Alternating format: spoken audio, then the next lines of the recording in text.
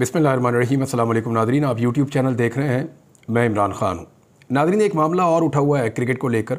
एक तो जो शाहिद अफरीदी ने किया, मैं उनको जवाब देना नहीं चाहता, लेकिन मेरा एक मशवरा है कि अगर उनको पॉलिटिक्स करनी है और इमरान ख़ान के ख़िलाफ़ आकर खड़े होना है तो पूरी ताकत के साथ आकर खड़े हों।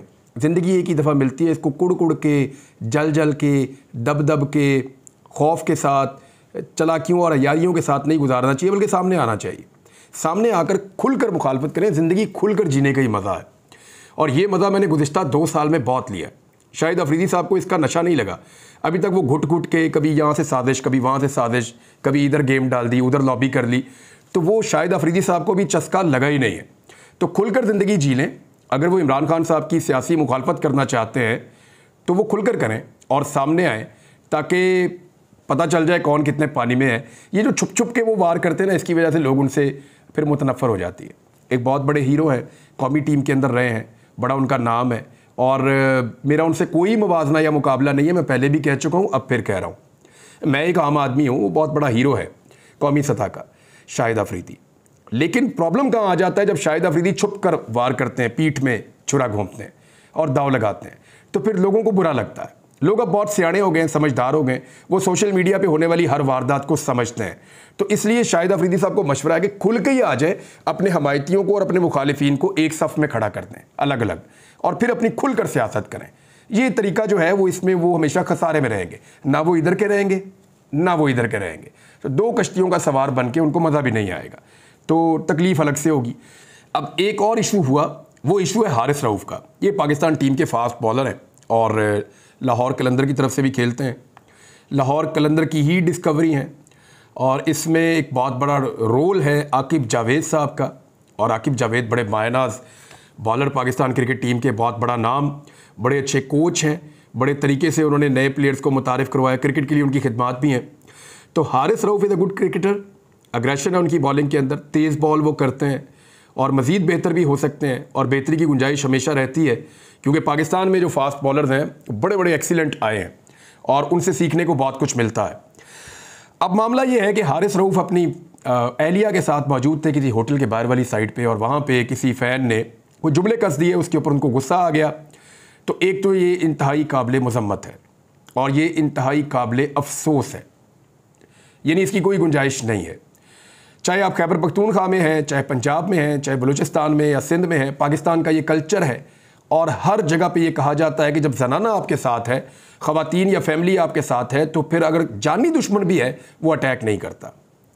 यानी कई दफ़ा ऐसा हुआ कि लड़ाई झगड़ा जिन लोगों के साथ आपका होता है, वो जब अपनी फैमिली के साथ आपके साथ गुजर रहे होते हैं आपके सामने से, तो आप बिल्कुल अपनी नज़रें नीची रखते हैं और आप कोशिश करते हैं कि फैमिली साथ है, इस वक्त मुझे कोई पंगा नहीं करना। ये हमारा कल्चर है। तो इस कल्चर की थोड़ी सी वहाँ खिलाफ वर्जी हुई, उस पर हारिस रऊफ़ जो है वो भड़क गए, उन्होंने हमला करने की कोशिश की। मेरे ख्याल में मैं होता उनकी जगह तो रुकता भी ना, मेरे लिए बड़ा मुश्किल हो जाता उस वक्त कंट्रोल करना। तो उन्होंने अपने आप को कंट्रोल कर लिया, अच्छी बात है। अब ये इंतहाई काबिल मज़म्मत है और गलत हरकत है, लेकिन इसके ऊपर सोशल मीडिया पर एक अजीब किस्म का रद्द-ए-अमल आ रहा है। स्पेशली उन लोगों के खिलाफ आ रहा है, उन क्रिकेटर्स के खिलाफ आ रहा है या सेलिब्रिटीज़ के खिलाफ आ रहा है, जो इस मामले को उठाकर एक अलग किस्म का रंग दे रहे हैं। वजह यह है कि देखें, मैं आपको एक मिसाल से समझाता हूँ। यूक्रेन को मार पड़ी और रशिया ने उसके ऊपर अटैक किया, सारी दुनिया में वावेला हुआ, सारी दुनिया ने रोना शुरू कर दिया। यूक्रेन के लड़के लड़कियों की तस्वीरें जो हैं वो सोशल मीडिया पे और मीडिया पे वायरल की गई, और ये बताया गया कि जुल्म की इंतहा हो गई है। लेकिन सेम टाइम में जब गजा में मुसलमानों को मार पड़ी और उनके ऊपर जुल्म और बर्बरियत का बाजार गर्म हो गया, यूक्रेन तो कहीं ना कहीं मुकाबला कर रहा है ना, दुनिया उसको हथियार दे रही है रशिया के साथ, यानी इस तरीके से हथियार मिल रहे हैं लाइक एनीथिंग, बहुत हर चीज़ उनको मिल रही है, वो मार रहे हैं वापस। लेकिन गजा वाले लोग तो वापस मार भी नहीं सकते, बिल्कुल मजलूम हैं, निहत्ते हैं, लगातार वो तबाह बर्बाद हो रहे हैं। इसके ऊपर दुनिया खामोश है। तो पूरी दुनिया के अंदर जितने भी जमहूरियत को मानने वाले हैं, इंसानियत के मानने वाले हैं, वो इससे इरिटेट होते हैं। वो लोग गुस्से में आते हैं कि भाई ये आपकी क्या मुनाफकत है कि यूक्रेन को थोड़ी मार पड़े आप ज़्यादा शोर मचाते हैं, फ़लस्तीनियों को ज़्यादा मार पड़े आप बात ही नहीं करते। इसी तरह कश्मीर के मामले को लेकर, दीगर मामलात को लेकर दुनिया में एक रिएक्शन होता है। यानी दुनिया का एक स्टैंडर्ड ये है कि अफगानिस्तान की जो ख़वातीन हैं या बच्चियां हैं वो आला तालीम हासिल नहीं कर सकती, तो इसके ऊपर बहुत शोर मचता है। लेकिन फ़लस्तीनी बच्चियों के तमाम स्कूल तबाह हो गए हैं, इसके ऊपर कोई बात ही नहीं करता। तो ये डुअल स्टैंडर्ड्स हैं, इसको आप मुनाफकत भी कहते हैं। इस मुनाफकत के खिलाफ पूरी दुनिया में एक रद्द अमल आ रहा है। अब मैं आता हूँ पाकिस्तान में वापस और हारिस रऊफ़ वाले इंसिडेंट पे। देखिए, हम इसकी मजम्मत कर रहे हैं, पूरा पाकिस्तान इसकी मजम्मत कर रहा है, लेकिन हमारे कुछ साथी जब इसकी मजम्मत करते हैं तो लोग उनसे एक सवाल करते हैं कि जनाब, जब ख़वातीन को मार पड़ रही थी, डंडे पड़ रहे थे, उनको घसीटा जा रहा था, चादर और चार दीवारी का तकद्दुस पामाल किया जा रहा था, तो तब आप कहाँ थे? यानी क्या हम इसीलिए रह गए हैं कि अपने जत्थे को, अपनी टीम को, अपने करीबी लोगों को, अपने ख़ानदान को हमने तहफ़्फ़ुज़ दिलाना है? किसी और के हक़ में हमने बात ही नहीं करनी, किसी और के तहफ़्फ़ुज़ के लिए हम बात ही नहीं करेंगे। तो ये डुअल स्टैंडर्ड है जिसको अब कौम पहचान चुकी है। लिहाजा कौम को गुस्सा इस बात पे आता है कि जनाब, एक इंसिडेंट को लेकर आप इतना रोला मचा रहे हैं, आप इतना वावेला कर रहे हैं, आप ऐसे कर रहे हैं कि जैसे पूरा पाकिस्तान हिलकर रह गया है, दुनिया का सबसे बड़ा जुल्म हो गया है। लेकिन जिस वक्त जुल्म हो रहा था उस वक्त आप बोले ही नहीं, आपने ज़ुबान ही नहीं खोली। तो इसमें लोगों का रद्दअमल इस वजह से आता है। मैं ये नहीं कह रहा कि ये कोई वाकया या मामला जस्टिफाइड है, ये जुल्म हुआ, गलत हुआ, नहीं होना चाहिए था। शायद मेरा रद्दअमल हारिस रऊफ़ से ज़्यादा सख्त होता अगर मैं उस मौके पर होता। लेकिन मैं ये कह रहा हूं कि जिस वक्त हारिस रऊफ़ ने इस्लामाबाद पुलिस की यूनिफॉर्म पहनी, तो उस वक्त वो किसके साथ इजहार यकजहती कर रहे थे? जिन लोगों को मार पड़ी उनके साथ, जिनके ऊपर जुल्म हुआ उनके साथ, इंसानी हुकूक की तंजीमें जिनके हक में बोल रही थी उनके साथ खड़े थे, या जुल्म करने वाले जाबर के साथ खड़े थे? इसको ज़रा टेक्निकली आपको मैं समझाता हूँ कि हुआ ये है कि गुज़िश्ता 2.25 साल में पाकिस्तान के अंदर, पाकिस्तान के रियासती इदारों ने जबर और फस्तायत का एक बाज़ार गर्म किया है और पाकिस्तानियों के ऊपर बहुत ज़्यादा जुल्म हुआ है। ये लगातार 2.25 साल की एक तारीख है। स्पेशली पंजाब में, इस्लामाबाद में, रावलपिंडी में हमने बड़े मनाजिर देखे, ऐसे बहुत ज़्यादा मनाजिर देखे, सिंध में भी देखे। तो ये जो जबर और फस्तायत और जो जुल्म हुआ पाकिस्तानियों के ऊपर, उस वक्त जो सेलिब्रिटीज़ थी उनको या तो खामोश रहना चाहिए था या वो इसकी मजम्मत करते। यही तवक्को उनसे की जाती है ना कि फ़नकार और खिलाड़ी जो होते हैं वो अमन के सफ़ीर होते हैं, वो अमन के साथ खड़े होते हैं, जुल्म और फस्तायत के साथ कभी नहीं खड़े होते। यही बात है ना, इसीलिए कहते हैं ना स्पोर्ट्स डिप्लोमेसी, कि खेलों के ज़रिए से आप फ़रोग़ देते हैं ताल्लुकात को, और आप दुनिया के अंदर अमन लाने के लिए खेलों को फ़रोग़ देते हैं। खेल के ज़रिए से ताल्लुकात बढ़ाते हैं, आगे बढ़ते हैं। फ़नकारों के ज़रिए से ये चीज़ें आगे बढ़ती हैं। तो फ़नकार हमेशा अमन के दाई होते हैं। वो हर जगह पे फ़नकार हों या खिलाड़ी हों, वो अमन की बात करते हैं, पीस की बात करते हैं, जुल्म और ज़्यादती के ख़िलाफ़ खड़े होते हैं दुनिया भर में। अब यहाँ क्या हो रहा था कि जो रियासत जबर कर रही थी, उसने हर उस चेहरे को जो थोड़ा मकबूल था अपनी गैर मकबूल पॉलिसीज़ को छुपाने के लिए इस्तेमाल किया। शाहिद अफरीदी भी उनमें से एक है, ये विक्टिम है। मैं शाहिद अफरीदी को विक्टिम समझता हूँ, क्योंकि शाहिद अफरीदी एक हीरो है, उसका एक फेस है और उसकी एक मकबूलियत है। तो कोशिश ये की गई कि रियासत ने जो गंद मारा है उसके ऊपर शाहिद अफरीदी का स्टिकर चिपका दें कि जनाब वो ज़रा थोड़ा सा अच्छा लगना शुरू हो जाए। जो बॉलर 4 विकेटें ले ले एक मैच में, उसको उठा के जो इस्लामाबाद पुलिस की यूनिफॉर्म पहना दें, किसी को लाहौर पुलिस की यूनिफॉर्म पहना दें, पंजाब पुलिस की। तो ये सारी चीज़ें करने के बाद कोशिश ये की गई कि जितना काम ख़राब किया गया है, पब्लिक के अंदर गैर मकबूलियत है, उस गैर मकबूलियत को या पब्लिक के अंदर जो नफ़रत है उसको कम करने के लिए या उसको ओवरकम करने के लिए, उससे बचने के लिए जो लोग पब्लिक को पसंद हैं उनके फेस इस्तेमाल किए जाएं। अब ये फ़ैसला इन लोगों को खुद करना था कि क्या वो इस्तेमाल होना चाहते हैं या नहीं। उस वक्त ये लोग बखुशी इस्तेमाल हुए और खड़े हुए उनके साथ जिन्होंने लोगों को डंडे मारे, आंसू गैस मारी, जुल्म किया, जबर किया, बर्बरियत की, हज़ारों लोगों को गिरफ्तार किया और बच्चों को गिरफ्तार किया, ख़वातीन को गिरफ्तार किया, उनको घसीटा, उनके ऊपर जुल्म किया। तो फिर लोगों का रद्दअमल जो है वो ऑबियस है। ये पूरी दुनिया में आप कहीं भी होते, पाकिस्तान में ना होते, अमेरिका में होते, यूरोप में होते, किसी भी मुल्क में होते, तो लोगों का रद्दअमल इस तरह की हरकतों पे इसी तरह का आता। लेकिन देखिए पाकिस्तानी कितने अच्छे हैं, कोई भी जस्टिफाई नहीं कर रहा उस अमल को जो उस शख्स ने हारिस रऊफ़ के साथ किया। पाकिस्तानी कितने अच्छे हैं। लेकिन एक बात और है कि आप कैसे लोग हैं, अपने बारे में सोचिए कि क्या आपने जब पाकिस्तानियों को मार पड़ रही थी पाकिस्तानियों के साथ खड़े होना पसंद किया, या तो आप खामोश रहे या आप उन लोगों के साथ खड़े हो गए जाकर जिन्होंने पाकिस्तानियों को मारा। बहरहाल आपकी मर्ज़ी है। ये इशू को ज़रा थोड़ा ऐसे देखें ताकि आपको समझने में आसानी रहेगी। अब आ जाए, एक बहुत बड़ा इशू खड़ा हो गया पाकिस्तान में और वो खैबर पख्तूनख्वा में बिजली का इशू है। देखिए, पाकिस्तान में जो ज़्यादातर मंसूबे हैं बिजली बनाने के, वो खैबर पख्तूनख्वा में लगे हुए हैं। बहुत बड़े पैमाने पर खैबर पख्तूनख्वा बिजली पैदा करता है। मेरी अभी जुनैद अकबर साहब से बात हो रही थी, जो मेंबर कौमी असम्बली हैं खैबर पख्तूनख्वा से, मालाकंड से। उन्होंने मुझे कुछ फैक्ट्स बताए, क्योंकि कुछ सौदे इस तरह के हो रहे हैं पाकिस्तान में, इन पर मैं बड़ा एक डिटेल वीलॉग करने वाला हूँ आने वाले वक्त में। मुझे उसके लिए 10 से 15 मिनट पूरे चाहिए होंगे। और वो तो इसको एक वारदात करार दे रहे हैं, एक ऐसी वारदात जिसमें पाकिस्तान के असासे बेचने का खेल खेला जा रहा है, और इस तरह बेचे जा रहे हैं कि ओने पोने बेचे जा रहे हैं, और इस तरह बेचे जा रहे हैं कि पाकिस्तानियों के ऊपर हमेशा के लिए एक बोझ पड़ जाएगा, जिससे पाकिस्तानी नहीं निकल पाएंगे। गाजी बरोथा वाला जो इंसिडेंट है उसकी मैं बात कर रहा हूँ। लेकिन इस वक्त पहले फोकस कर लेते हैं लोड शेडिंग पे और खैबर पख्तूनख्वा के इशू के ऊपर, क्योंकि धांधली के अंदर भी एक, और बजट के हवाले से भी एक बड़ी आम खबर मेरे पास मौजूद है। अभी मैं आपको वो दे देता हूँ, लेकिन जो बड़ा स्कैंडल है उसके ऊपर बात करेंगे हम नेक्स्ट या उससे नेक्स्ट वीलॉग में।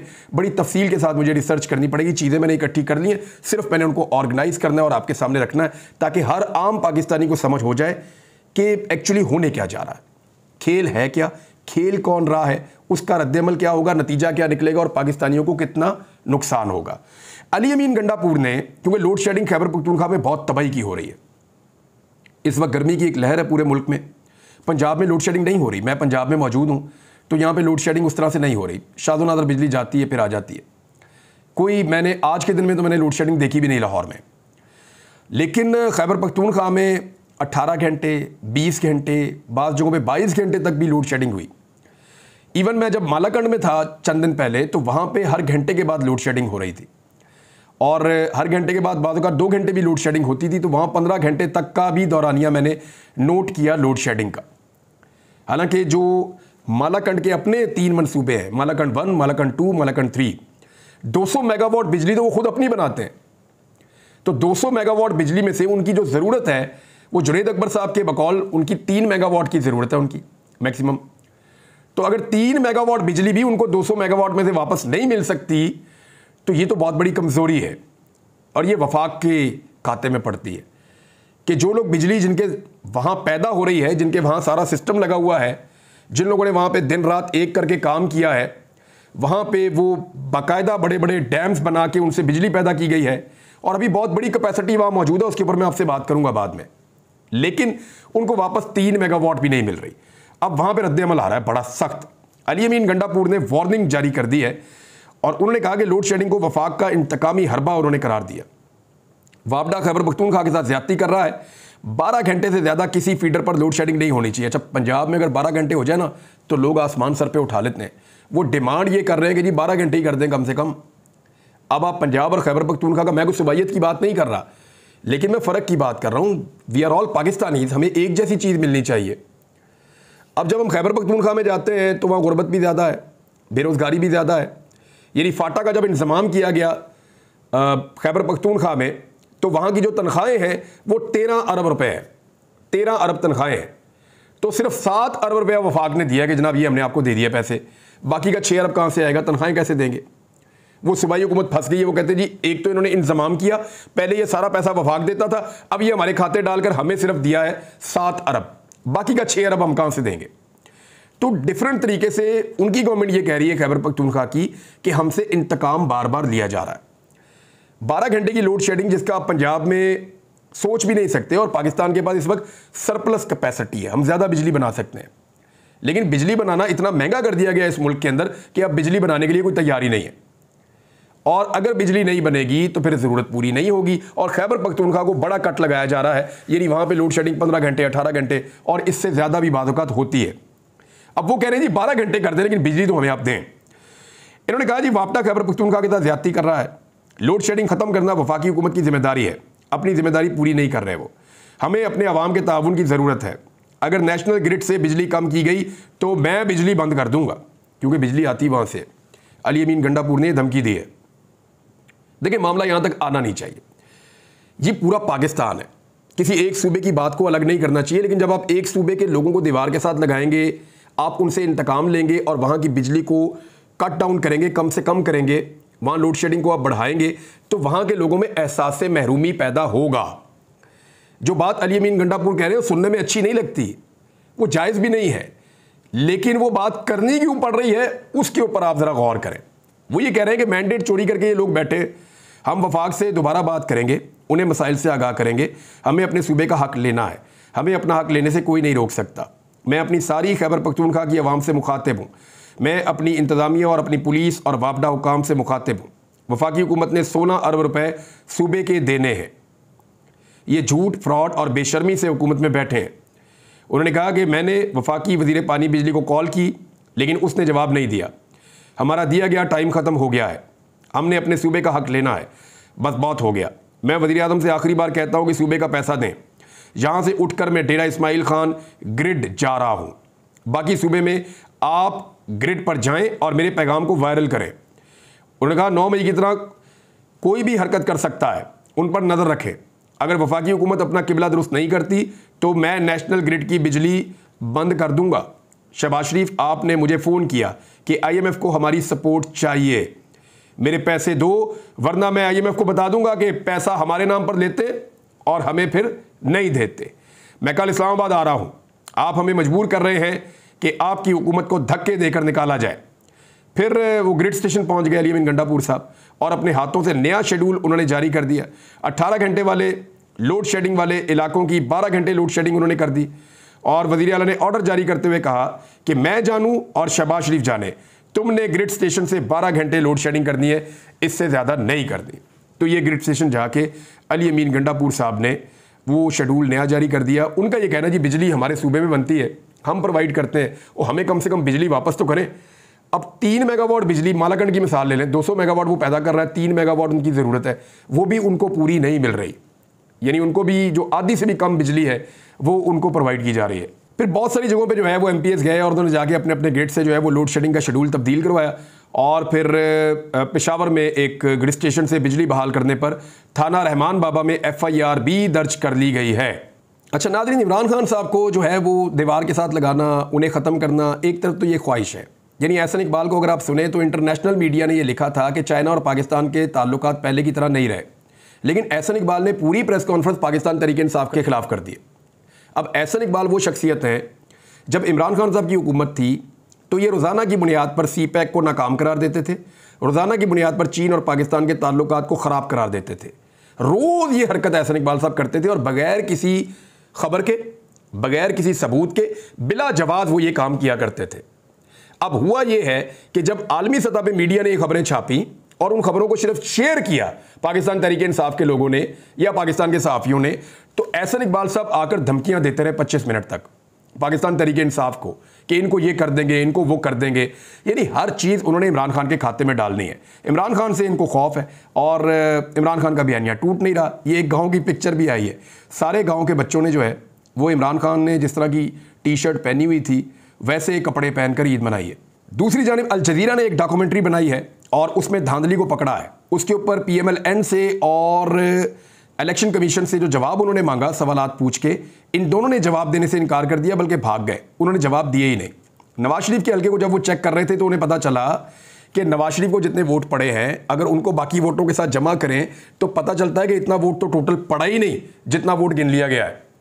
और नवाज शरीफ साहब वहाँ पे 67,000 की लीड से हारे हैं। जो मकामी जितने भी सोर्सेज हैं वो वहाँ पे क्लेम करते हैं और हल्फन ये कहते हैं कि नवाज शरीफ 67,000 की लीड से ये इलेक्शन यास्मीन राशिद से हारे हैं। अब जवाब नहीं दे पा रहे। तो अल जज़ीरा की डॉक्यूमेंट्री भी मौजूद है, पूरी दुनिया के अंदर मजाक उड़ रहा है इस इलेक्शन का, लेकिन ये लोग ढीठ बनकर फार्म 47 की हुकूमत में बैठे हैं। और दूसरी जानिब मौजूदा हुकूमत की जो पूरी तवज्जो है वो इस बात पे है कि किसी तरह निजीकारी की जाए, यानी पाकिस्तान की तमाम वो चीज़ें जो पाकिस्तान को पैसा कमा कर देती हैं वो बेच दी जाए। ऐसा लगता है पाकिस्तान को OLX पे लगा दिया पाकिस्तान की मौजूदा हुकूमत ने। और ये जो पाकिस्तान का वज़ीर ख़ज़ाना है इसने तो पाकिस्तान में रहना ही नहीं, ये तो पाकिस्तान छोड़ के वापस अपने मुल्क चला जाएगा। ऐसी बातें सोशल मीडिया पर सुनने को मिल रही हैं। तो मामला ये है कि पाकिस्तान को बेच के अगर जाना है और कल को किसी को जवाब भी नहीं देना, और PMLN ने तो साफ कह देना हम तो उस बंदे को जानते ही नहीं, उसको तो कोई और लेकर आया था, तो फिर पाकिस्तानियों को होश के नाखून लेने चाहिए, अपोजिशन को भी अपना रोल प्ले करना चाहिए। अब तक के लिए इतनी, अपना ख्याल रखिएगा, अपने इस चैनल का भी। अल्लाह हाफ़िज़।